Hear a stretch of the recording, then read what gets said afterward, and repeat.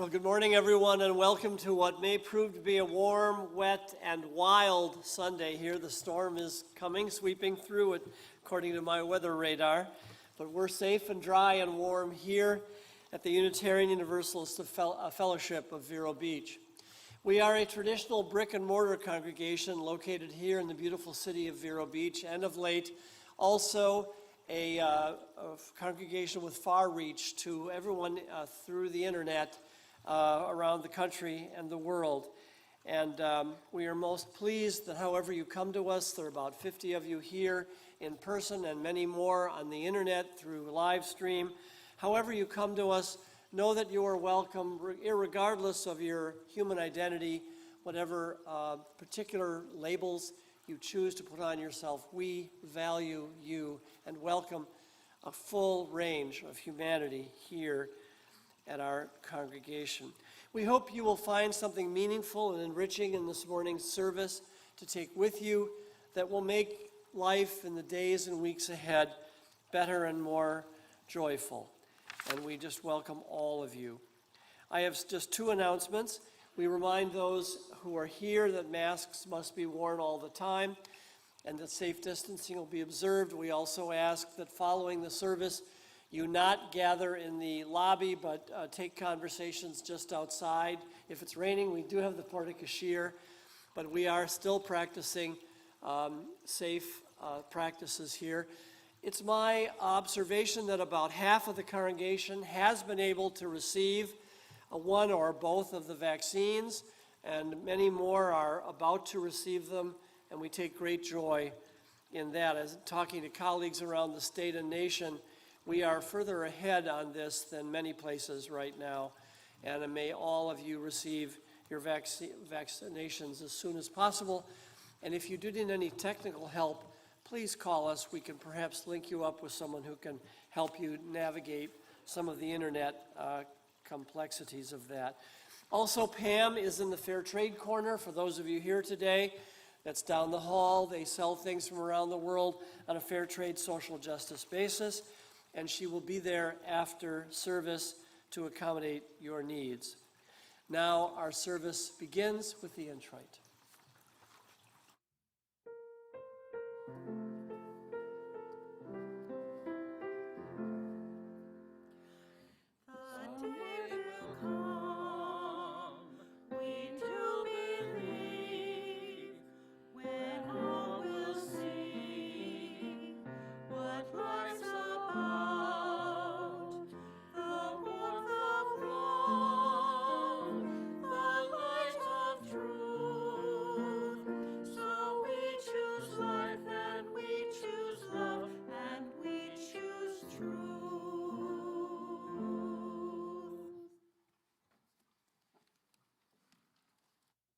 Our opening words this morning come from my colleague Marianne Hatchen-Cotter. Welcome to this place of possibility, for this is love's hearth, the home of hope, a refuge for minds in search of truth unfolding, ever beautiful, ever strange. Here, compassion is our shelter, freedom our protection from the storms of bigotry and hate. In this place, may we find comfort and courage.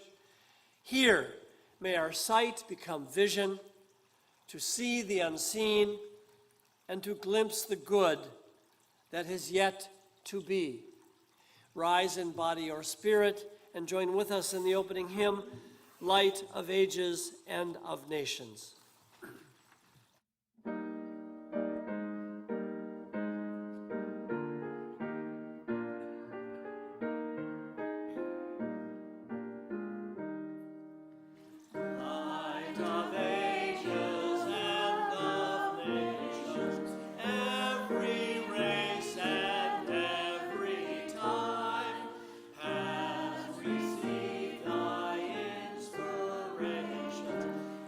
Say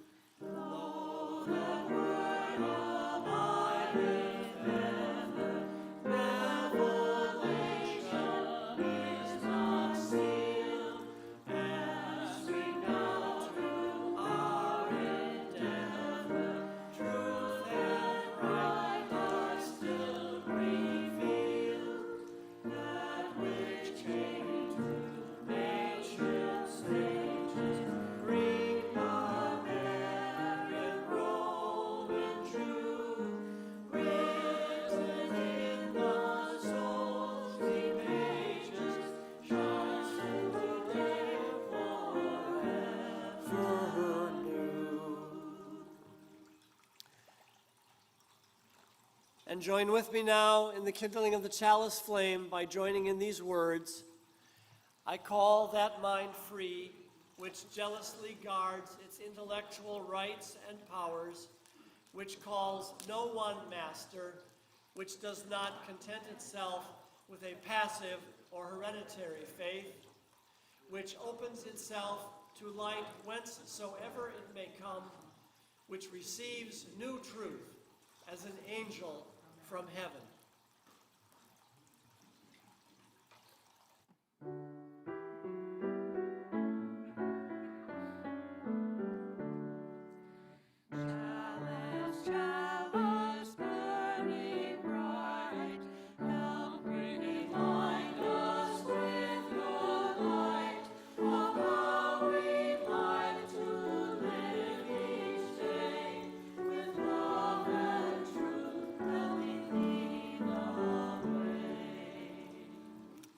Good morning.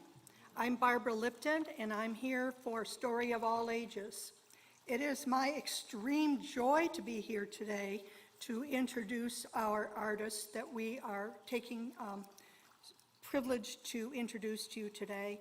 Black History Month is a month that we celebrate here in the United States. I'm a member of the Coalition for Racial Justice, and we try to celebrate Black history every day, but especially in February. And the artist today is Zora Neale Hurston. You're going to learn a little bit about Zora's life, but what I came to tell you about is her last 10 years.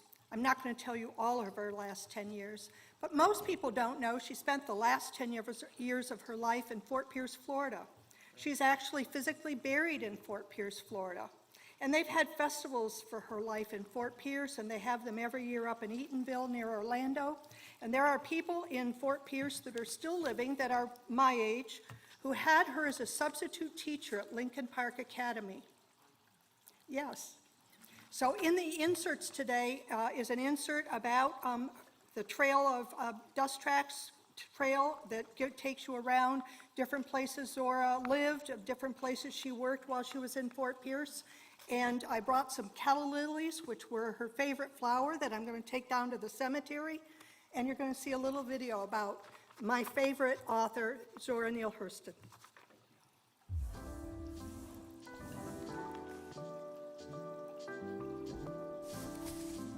Zora Neale Hurston was an influential anthropologist, folklorist, and writer born in Notasulga, Alabama, considered to be the first African-American woman filmmaker. Most recognized for the novel Their Eyes Were Watching God, Hurston also produced a treasure trove of documentary fieldwork, as well as more than 50 short stories, plays, and essays. All four of Hurston's grandparents were born enslaved people. Her mother was a school teacher and her father a sharecropper. When Zora Neale Hurston was 5, her father became mayor of Eatonville, Florida, one of the first self-governing Black municipalities in the United States. Zora Neale Hurston became largely independent after her mother's death in 1904, eventually working as a waitress, manicurist, maid, and other jobs to finish her education in the Northeast. Early on in her writing career, Zora Neale Hurston earned the admiration of Barnard College's founder, who created a scholarship for Hurston to be the first Black woman to attend the school. Throughout the 1920s and 30s, Hurston became a prominent literary figure in the Harlem Renaissance, sharing patronage with Alan Locke and Langston Hughes, while balancing graduate anthropological studies at Columbia University. Zora Neale Hurston traveled extensively throughout the southern United States and Caribbean to document the everyday lives of African descendants. She filmed the only known footage of Cudjoe Lewis, a survivor of the final slave ship to take captive human cargo from Africa. Hurston also selected research areas and contacted subjects while working with Alan Lomax and Mary Elizabeth Barnacle to collect archives of the South. Yes, sometimes it sings 30 and 40 verses. It's one of these things that's just grown by incremental repetition until perhaps it's the longest song in America. Zora Neale Hurston was interested in Black Southern and Black Caribbean culture as important transmitted legacies of Africa, consequential traditions worthy of preservation and study. She sought to chronicle cultural specificity and heritage throughout her documentary efforts. Her use of Black dialect and folk speech drew both praise and criticism. She is now widely regarded for her literary impact and pioneering documentary contributions to historic archives.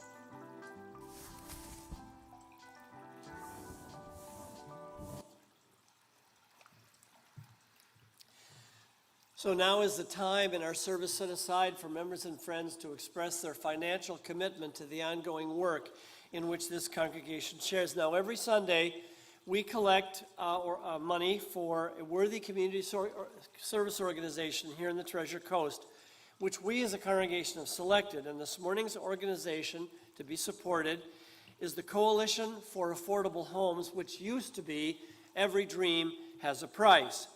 And if you wish to make a donation to them, please make the check out to UUFVB, but in the memo line, put Coalition for Attainable Homes, and we will make sure they receive the full amount of that contribution. And we would also remind all members and friends that the congregation does need your continuing full support during this time of COVID when we're not able to meet all together. You can donate by going to our website and clicking on the Donate tab on the upper right-hand corner, or by, of course, sending in a check to the office. And if you notify our bookkeeper, she can either withdraw a gift or a pledge from your bank account or credit card of your choice. And for those of you here this morning, there are offertory baskets at all back 3 doors. You can simply drop your gift in the basket. Thank you for your generous support. The morning offering is now received.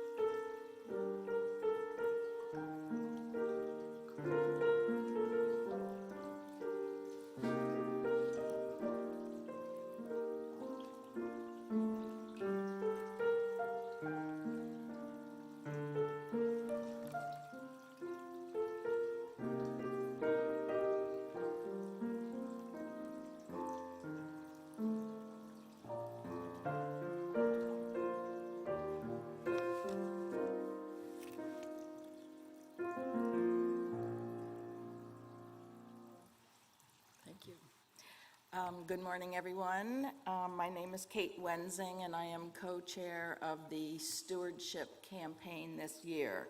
Our theme this year is 40 years of fellowship, celebrating our past, and securing our future.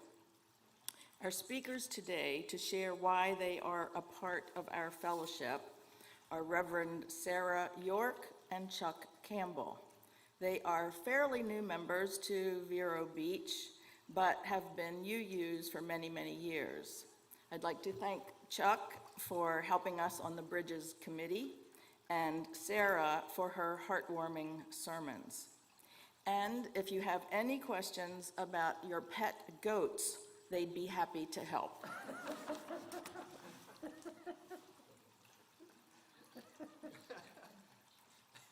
Well, it's true.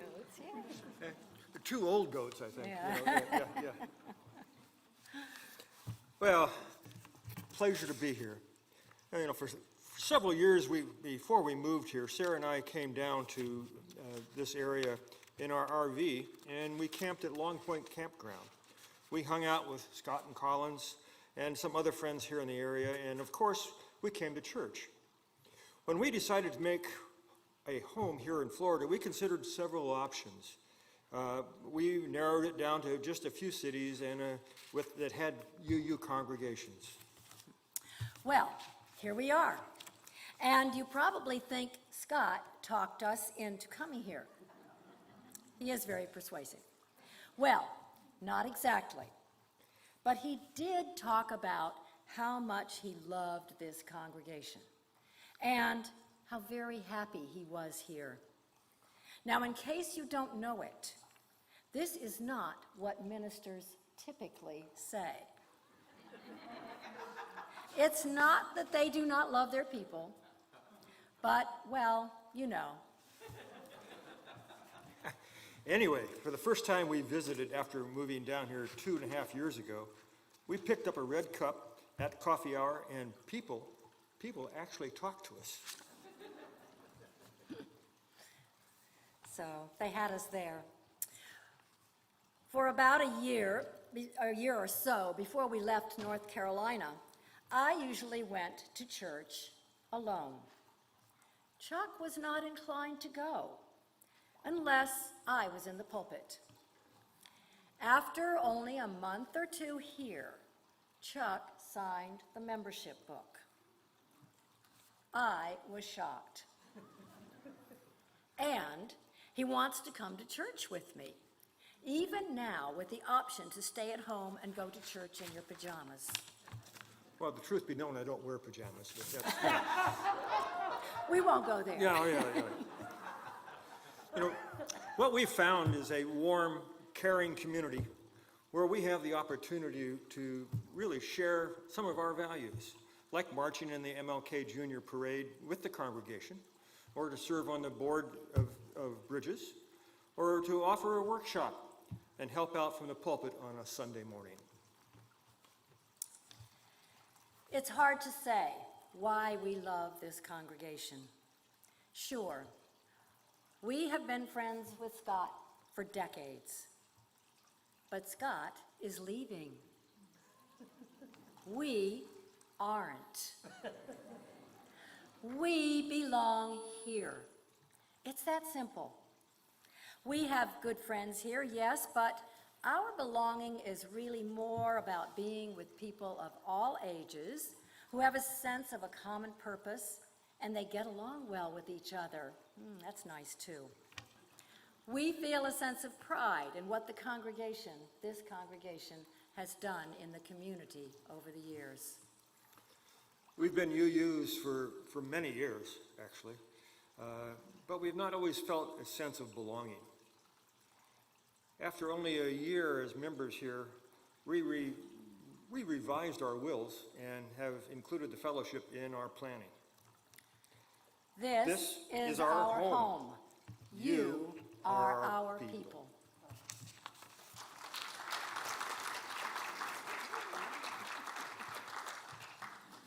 Wonderful. Because we are a caring religious community, each week at this time we pause to share significant joys and sorrows and prayers that are on our hearts. I have several to bring to your attention before I invite you to spiritually share in the ritual of stones and water. First, we do have a death to acknowledge. Curtis Hessler is with us here. Curtis is right there. Lost his mom this weekend. His mom, Velma Whitford in Ohio. And we share your loss at this time, Curtis. This afternoon at 1 o'clock is the service for the Levies for both John and Joyce. We lost Joyce last spring, and John, her son, tragically followed just a few weeks ago. That is a Zoom service. If you do not have the link and wish to come in, we can give you the link. I can speak to me. It was mailed to you, email, both Friday and this morning. It should be there in your email. That's at 1 p.m., Zoom only. Actually, that's not true. We're going to be transmitting the Zoom service into the television screen here in the lobby. So if you would prefer to come and wear a mask and do safe distancing, you can participate in the service from here. And you can also speak, in fact, during the service. We'll be set up for that technology as well. So you can either come here to the lobby or stay at home and watch the service on Zoom. A couple of other things. Janet Gleaves had recent surgery, and she faces medical complications now. She's going to be receiving chemo, and we send all of our love to Janet and Paul as she recovers. Bob Terry and with his wife Judith, they were driving down and they got stuck in Virginia with a couple of nights in the hospital. Bob became ill. They are now here, however. He's doing much, much better.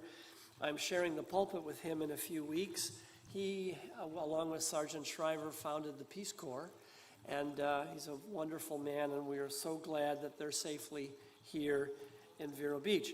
Birthdays this week in the congregation: Helen Roseberry, Cadian Weirley, Alan McNabb, John Brock, one of our affiliate ministers, Matthew Bourne, 18, oh my goodness, and one anniversary, John and Amalia Luder.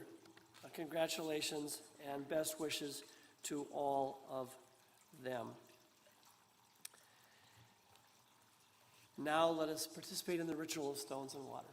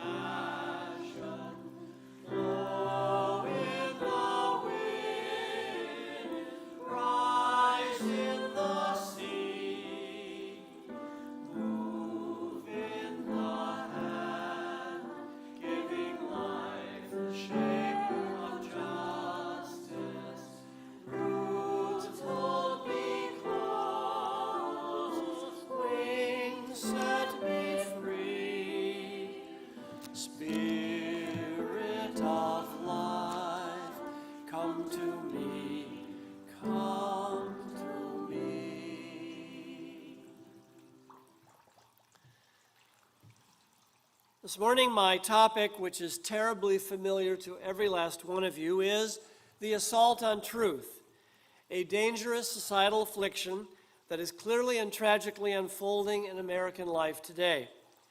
To frame in our discussion of this very troubling dynamic in American thought, politics, and culture, I have two short readings for your consideration.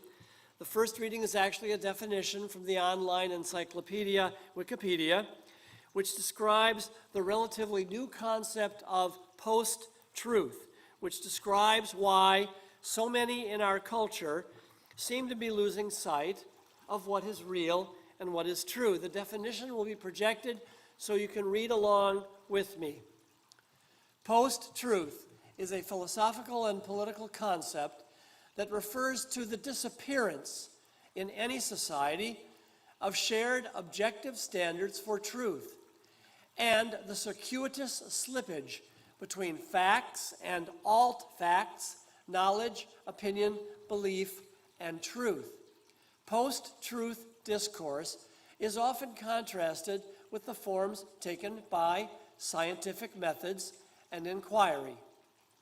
The term garnered widespread popularity in the form of post-truth politics in the period around the 2016, and I've added 2020, US presidential elections and UK Brexit referendum. It was named Word of the Year in 2016 by the Oxford Dictionary, where it is defined as, quote, relating to or denoting circumstances in which objective facts are less influential in shaping public opinion than appeals to emotion and personal belief. While the term post-truth is relatively recent, the concept can be traced back to early moral, epistemic, and political debates about relativism, postmodernism, and mendacity in politics, including non-truthfulness, lies, deception, and deliberate falsehood. And our second reading is a short excerpt from President Biden's inspiring January 20th inauguration address. It is a passage wherein he reminds the American people about, quote, the common objects of our love, which are the ideals and enduring shared values which hold us together as a people and a culture. I quote him. Many centuries ago, St. Augustine, a saint in my church, wrote that a people was a multitude defined by the common objects of their love. What are the common objects we as Americans love that define us as Americans? I think we know. Opportunity, security, liberty, dignity, respect, honor, and yes, the truth. And then referring to the multiple lies, misinformation, and conspiracy theories that have been perpetrated by the losing side after the recently completed November election, President Biden concluded by saying this: in recent weeks and months, we have taught us a painful lesson. There is truth and there are lies. Lies told for power and profit, and each of us has a duty and a responsibility as citizens, as Americans, and especially as leaders who have pledged to honor our Constitution and protect our nation, to defend the truth and defeat the lies. Here ends the morning readings. I would like to thank Janet Alfred for stepping in last minute to do our drumming with us this morning.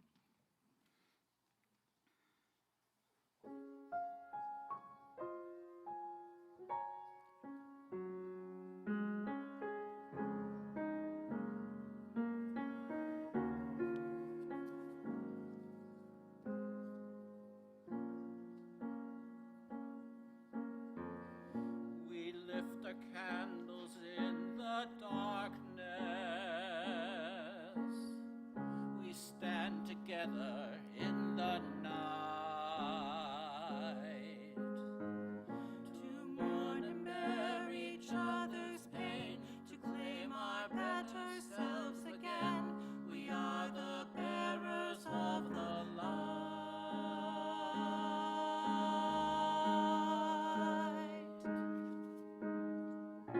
We send our hope into the silence. We lift our voices sure and strong to set the human spirit free, to sing our shared humanity. We are the keepers of the song. We are the keepers of the song. We raise our eyes to the heavens, though the clouds may hide the stars. We stand, we sing, we shine our light. This is who we are.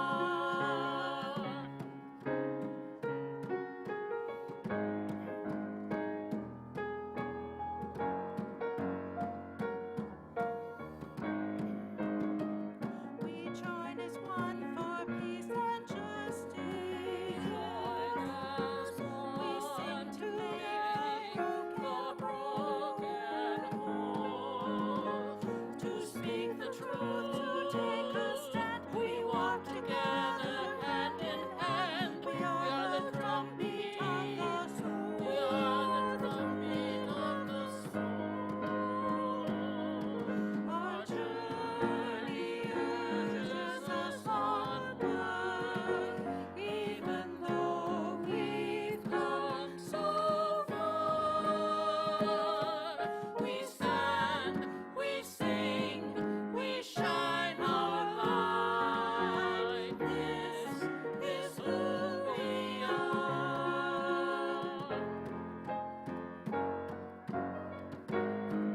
We raise our eyes to the heavens, though the clouds may hide our rise to the stars. We stand, we sing, we shine our light. We shine our light. This is who we are. This is who we are. Who we are.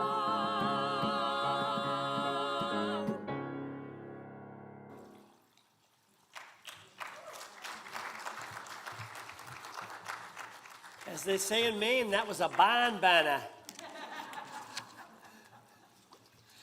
For the next 2 Sundays in this pulpit, we are going to be exclusively focused on the idea and the ideal of truth from 2 very different perspectives. I begin this morning with what proved to me, at least, a very difficult and complex sermon to prepare on the assault on truth, which, as the readings I just shared a few moments ago spells out, is a clear and present danger in American life and culture. And thank God the media are still just now starting to really pay attention to this. I like the way conservative New York Times columnist and speechwriter for 3 former U.S. presidents, Peter Werner, whom I will quote a number of times this morning, succinctly now puts the crisis we face in terms of truth and truth-telling in America. The United States is in the grip of I stumble on this word, epistemic crisis, which means of or relating to knowledge or knowing. Epistemology is the bigger word. With much of the nation, he writes, having detached itself from reality. Every one of you who's been paying even the least bit of attention to life and politics in these United States recently understands precisely what he's talking about when he talks about the American people, many of them being untethered from reality. The social and political conversation in our nation has, for some time now, been awash in propaganda, misinformation, lies, and downright nutty, crazy conspiracy theories, which have and will continue to, I fear, pose a grave danger to the health of our democracy and social order.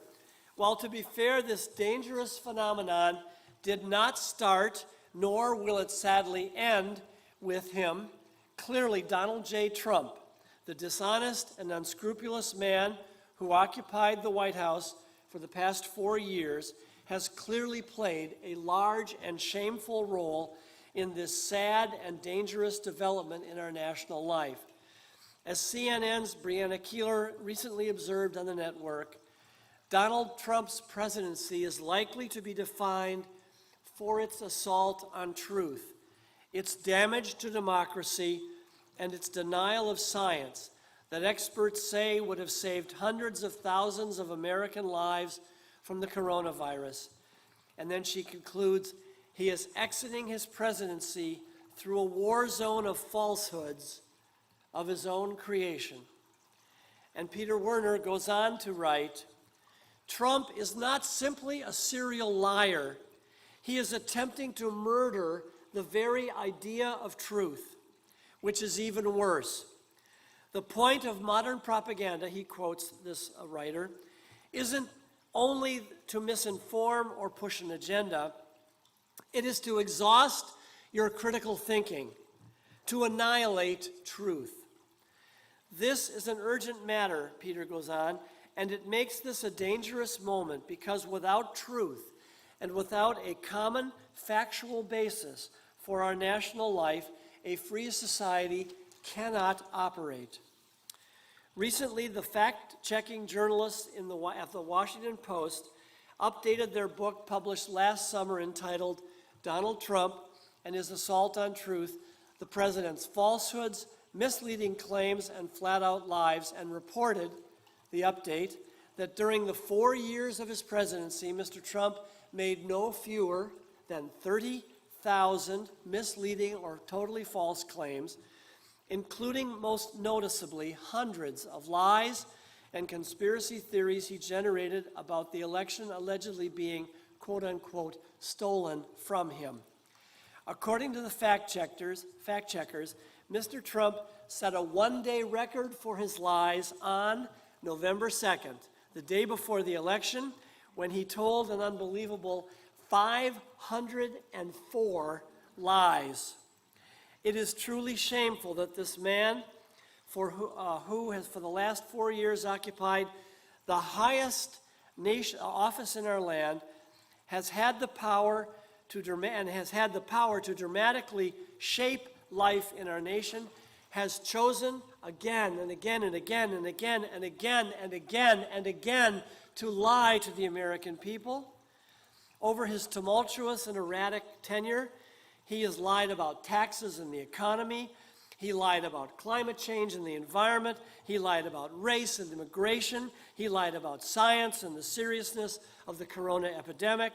And finally, he lied about the American electoral system, blatant falsehoods which tragically led to the siege at the U.S. Capitol on January 6th and the deaths and all the mayhem. All of this, of course, is bad enough.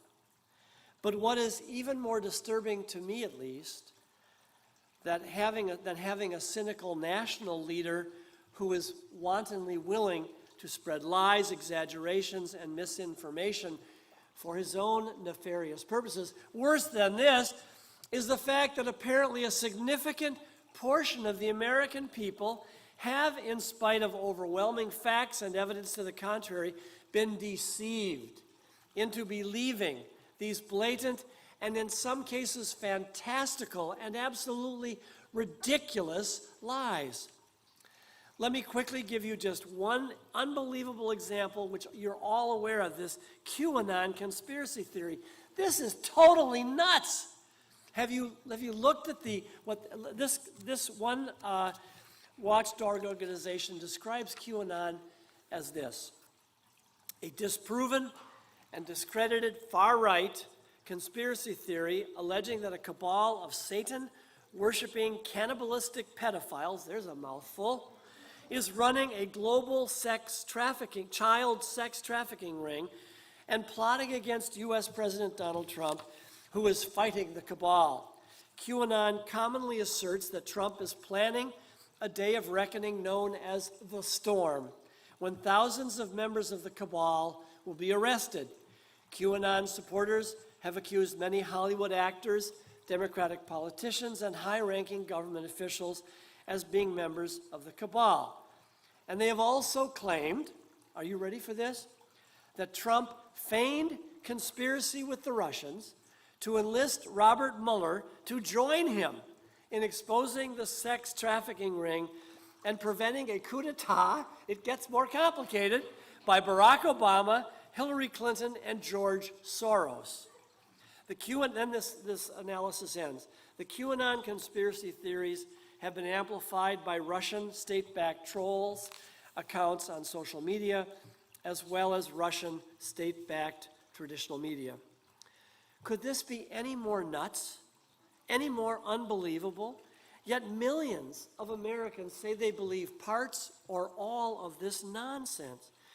Over recent months, when Collins and I are watching the evening news and are seeing earnest Americans echoing on screen these lies and falsehoods or spout any number of crazy conspiracy theories, we shake our heads and say to one another in disbelief, how can these Americans believe this stuff? What's wrong with these people? Why can't they see the obvious truth? Are they really that ignorant, deluded, gullible, or stupid? If you're like me over recent months, you've regularly been mystified and at the same time horrified that so many of our fellow citizens can be so easily and completely deceived by such reckless and obvious falsehoods that have absolutely no basis in fact or truth or reality. Many times, I've been tempted to agree with early 20th century American journalist, satirist, and cultural critic H.L. Mencken, who once famously said, "No one ever went broke underestimating the intelligence of the American people." I'm being nice. That was the nicest way I could say what I really want to say to you. Some in our population will believe almost anything. And let me give you one more example, which you're all painfully familiar.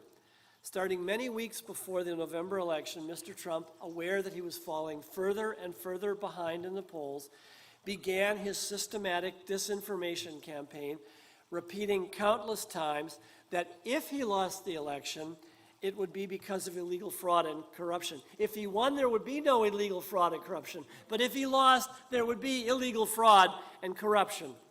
Then, following his very clear defeat by more than 7 million votes on November 3rd, he kicked this disinformation campaign into a higher gear, repeating again and again and again and again over every available media outlet to him untrue accusations, fabricated facts, and wild conspiracy theories that results in, the polls tell us, this is a recent poll from Fox News, 36% of American voters believe the election was somehow fraudulently stolen from Mr. Trump. A significant percentage of American voters, although this number is mercifully declining with each passing week, still believe that this election was somehow stolen. Surely the disastrous and deadly assault on January 6th of our Capitol building was largely the result of Mr. Trump's 77-day assault on truth regarding the election results. He and his deceitful enablers told such big lies so often for so long, apparently has had the power to persuade a significant portion of the American people that there was election fraud, when all the facts and all the evidence presented in more than 60 courts and all common sense says otherwise. Maybe the cynical axiom about truth of Nazi leader Joseph Goebbels is operative here. Goebbels said, "If you repeat a lie often enough, people will believe it, and you will even come to believe it yourself." So my question this morning is, how have we in America gotten to this crazy and irrational place where lies and disinformation succeed in the minds of so many people, in challenging what is so obviously real and true? Well, according to the experts who are tracking our cultural descent into becoming a post-truth society, this dangerous dynamic has been building for decades. In an insightful essay entitled "Trump's Assault on Truth Will Continue to Trouble American Democracy," which I now quote at a bit of length, Canadian writer Keith Boag offers this: "The path to the insurrection in Washington runs through the various earlier hoaxes and conspiracy theories promoted by Donald Trump, that Barack Obama was born in Kenya, that Bill and Hillary Clinton committed several dozen murders, that climate change is a ruse perpetrated by the Chinese to destroy our economy, and so on. Believe these lies, and you'll have no trouble following the falsehood that Democrats were somehow in cahoots with Republican governors and election officials and judges to rig the 2020 election. And conveniently, to rig it only in the swing states Trump lost, and only for him, not for all the other Republican office holders who won their races. Then Boag goes on, having traveled that far from reality, it's only one small step for gullible MAGA Trump mob to consider it their patriotic duty to storm the U.S. Capitol, hang the Vice President, and execute the House Speaker, thereby thwarting the confirmation of President-elect Joe Biden." And then Boag goes on to describe our cultural and intellectual descent into the folly of being a post-truth society. He says, "Though Trump's lies triggered the assault, the current moment has been decades in the making. The political right's descent into anti-Enlightenment fabulism did not begin with him or with Facebook or with the internet. It began in the last century, soon after the Reagan administration freed American broadcast media from their obligations under something called the Fairness Doctrine, which required holders of broadcast licenses to present honest, equitable, and balanced and true programming. A hard-right media quickly sprang up on the freshly deregulated airwaves and separated itself, he observes, from the mainstream and its professional journalism standards. The most famous and influential pioneer on that new frontier was, and to many still is, radio's Rush Limbaugh. He identified his enemies early: government, academia, science, and the media. He called them the four corners of deceit. And his America was not merely divided by politics, it was divided cosmically. He made it clear in a 2009 denial of climate change, which he still is in, quote, "We live in two universes. One universe is a lie, an entire lie. Everything run, dominated, and controlled by the left here and around the world is a lie. The other universe is where we are," he said. Millions, and then Boag ends. Millions feasted on Limbaugh's decade of wild and aggressive paranoia, particularly Trump, who last year awarded him the Presidential Medal of Freedom. And let me pause right here to recognize a curious and to me still largely mystifying reality when it comes to this assault on truth that is now so endangering all of us. It is almost exclusively a phenomenon of the conservative right wing. For psychological and intellectual reasons, I and many other commentators cannot entirely fathom, and the dynamics of this really vex me, though I did send you all on the email 2 articles this week in preparation for the sermon, which attempted to understand some of this dynamic on the right and the personality of conservative people that allows them to be so gullible. But in any case, it's almost a exclusively right-wing phenomenon. Rarely is it progressives or those whose politics and social outlooks lean liberal who are being swept into absolutely crazy conspiracy theories and big lies. As Peter Werner observes with alarm, right now, for a significant number of Americans, including many people on the right, who long defended the concept of objective truth and repeatedly rang the alarm bell about the rise of relativism. And by the way, relativism is my topic next week. He says, truth today by the right is viewed as relative rather than objective. They flipped it around. They're the relativists. Malleable rather than solid, as instrumental, as a means to an end, as a weapon in our intense political war.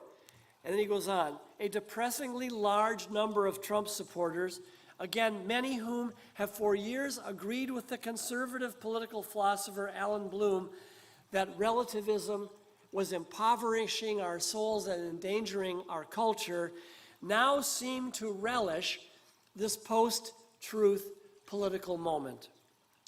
Perhaps before, we as a culture were able to end the malevolent power of lies, disinformation, and totally irrational conspiracy theories.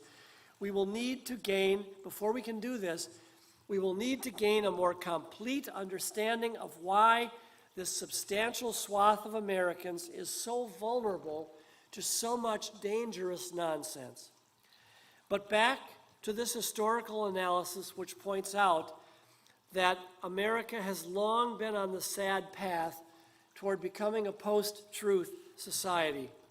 I believe that America has dangerously drifted toward being unable to discern the difference between obvious truths and patent falsehoods, precisely because forces on the political, social, and media right, as we have just discussed, have for decades now perniciously labored to discredit and delegitimize most of the institutions and most of the long-standing intellectual standards that have historically been given authority by our culture to help them determine what is real and true.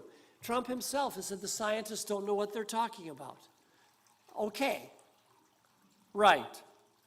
Right-wing media outlets have systematically attacked Rush Limbaugh's so-called four corners of deceit: government, academia, science, and the media, all in the name of their own wildly constructed alternative reality, which does serve their ideological and cultural agenda.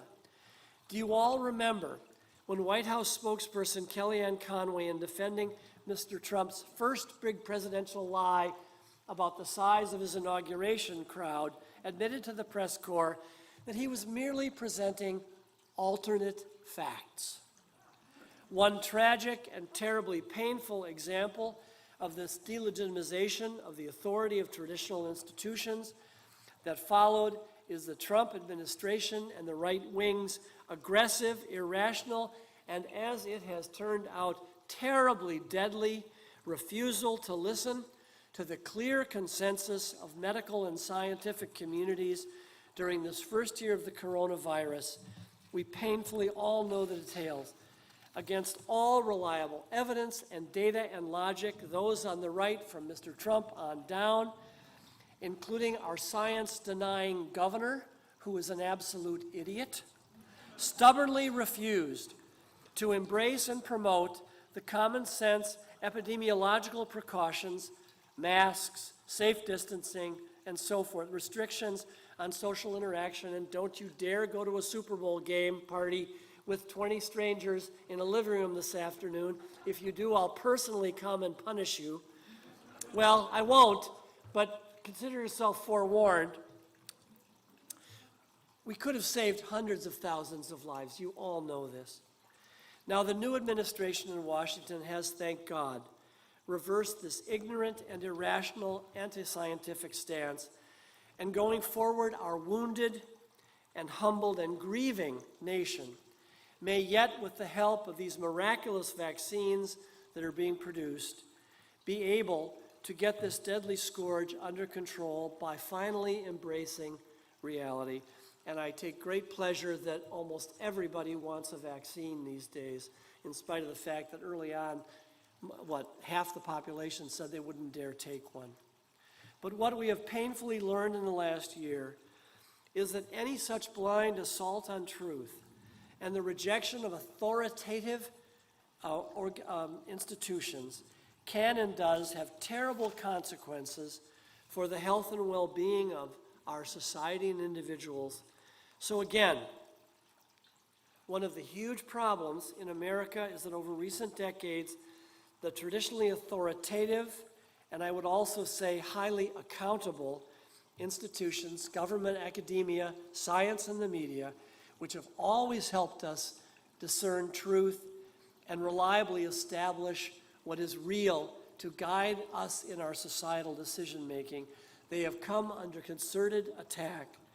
And it is our duty as a people committed, as Unitarian Universalists, our fourth principle is we will search in a free and responsible search for truth and meaning, to do everything we can to support these institutions and reinforce their authority, their accountability, and their integrity. And the other major contributing factor in the assault on truth, beyond the assault on authority, is the incredible explosion of available and largely unaccountable media and information sources on the internet. As you are all aware, with the amazing and largely positive, I think, development and expansion of the internet and social networks, how could we ever live without them? There has been a virtual explosion of sources of information, both reliable and unreliable, accurate and idiotic, available to each of us. So, whereas before, let's take the 1970s, 80s, 70s, 80s, and 90s, there were only a handful of long-established and highly regulated media outlets with clear professional standards with which one could turn to for information and understanding. Today, almost anyone with a computer or a cell phone can establish a site and become a media organization, or as they say today, an influencer. As Doug Reisman, editor of our local newspaper, wrote this week, "We live in an era where the internet makes everyone a publisher and gives each person the opportunity to spread truth or lies. To go on the internet today, even for a few minutes, is to expose yourself to endless amounts of information, of course some of it accurate and true, but much of it totally inaccurate and false. And sadly for us, often there's no way for us to quickly or reliably check the information you are receiving against reality. Today in our culture, there are no longer authoritative media gatekeepers, and so countless people are regularly deceived about what is true and what is false. Just a quick and slightly embarrassing personal confession in this regard. A few days after the January 6th assault on the Capitol building, I read a post on what looked like an authoritative blog site, which said that one of the violent insurrectionists had accidentally and repeatedly tased himself and died. Thinking this was a delicious irony, I published this blog post, only very quickly to realize it's too good to be true. It was a ridiculous and complete lie. And this is the problem with social media in general. Right after the November 3rd election, for example, Facebook and Twitter and all the other sites were filled with countless posts being put there by mostly Trump supporters, which alleged to prove that the election had been fraudulently stolen by a massive and complicated multi-state conspiracy. Millions of Americans saw and were influenced by these multiple posts about, ballots being in suitcases and poll watchers being denied access to rooms, all of which were false. Eventually totally debunked, all of them. But the truth is that these social media reports, everybody is saying, were totally fabricated nonsense. For to this date, there's been no credible evidence, as you all know, about any election irregularities. But today, still, millions of Americans, many who believe in their isolated echo chamber, a little sealed ecosystem on the social networks, believe that, oh, listen to that rain, believe that Trump somehow won or was somehow cheated out of this election. And there is one more pernicious contributing piece to this cultural drift toward our becoming a post-truth society. As the Wikipedia definition I read to you before the sermon pointed out, increasingly in our culture, objective facts backed up by evidence and data are less influential today than shaping public opinion than are appeals to emotion or personal belief. I have an acquaintance here in Vero Beach, a highly educated man who successfully ran a big business, who against all evidence is a climate change denier, totally. On several occasions, I've tried to persuade him by sharing just some of the irrefutable evidence, and which is scientifically overwhelming, of course, about global warming and climate change and all the very real dangers. I've offered to share volumes of concise, verifiable scientific data and other reliable information to prove that we're in big trouble. But in the end, his final argument was always, well, you can show me all the articles and data you want, but I just don't believe in climate change. It's my opinion. It's a personal belief, and this is America. I can hold my personal belief. Many people in our culture today seem to think that the fact that they believe something is somehow makes it valid, and that somehow makes it true. And this, of course, is total dangerous nonsense. Belief is something different than what is true. So where does all this mess we're in as a society leave us, as dare I suggest you are, rational and critical thinking Unitarian Universalists? How do we, along with other reasonable and thoughtful Americans, reverse this dangerous drift away from truth and reality?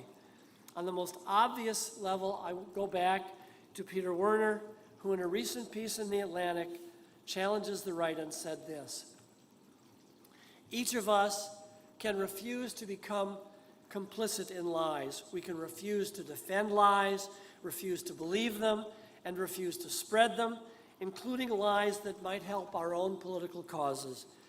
We also can venture outside of our ideological silos, listen to other sources of information, and take into account other perspectives.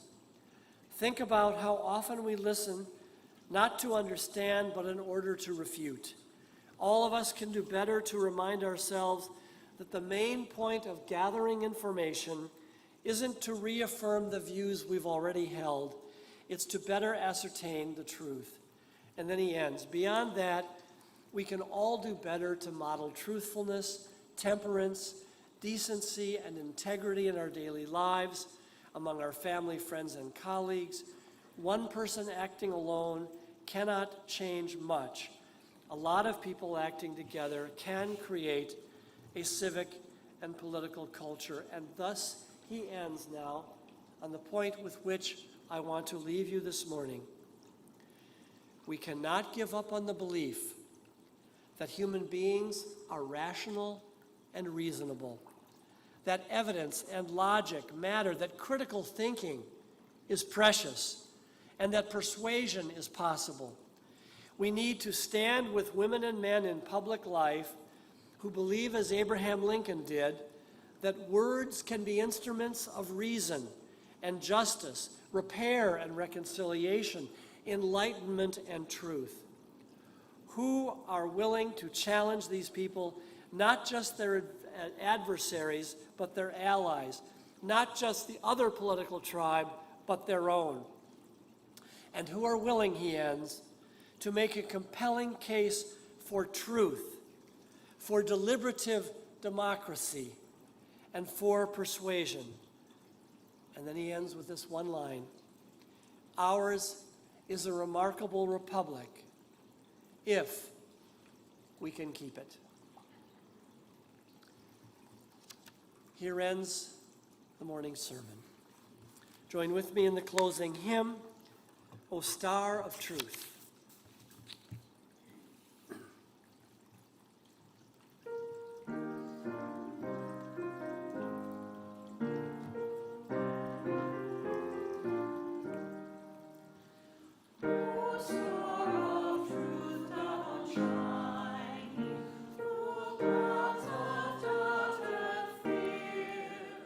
I ask beneath thy guidance.